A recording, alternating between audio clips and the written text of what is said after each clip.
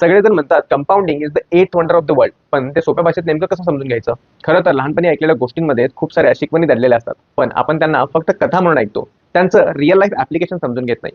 अशीच एक कथा आहे राजा आणि सिसाची. आज तिला थोड्याशा वेगळ्या नजरेने बघूया. एका राज्यात सिसा नावाचा ज्ञानी माणूस होता.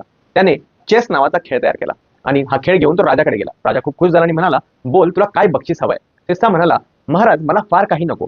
तुम्ही या चेसच्या बोर्डावरती पहिल्या चौकटीत एक तांदळाचा दाणा ठेवा, दुसऱ्यात दोन, तिसऱ्यात चार आणि प्रत्येक चौकटीत दुप्पट करत जा. राजा मोठ्याने हसला आणि म्हटला की अरे हे तर काहीच नाही, इतकं तांदूळ तर मी तुला आरामात देऊ शकतो.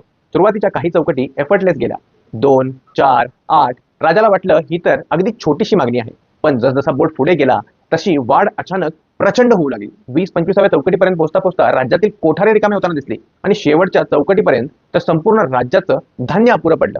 ही कथा आपण मजेसाठी ऐकतो, पण हीच कंपाऊंडिंगची सर्वात पॉवरफुल एक्झाम्पल्स आहेत.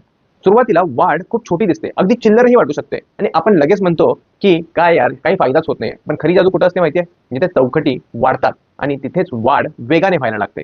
तेव्हा परिणाम लहान नसतात, ते जबरदस्त असतात. राजाकडून तांदळाचा साठा कमी पडला, आपल्याकडून काय कमी पडतं? तर पेशन्स, धीर धरण्याची ताकद.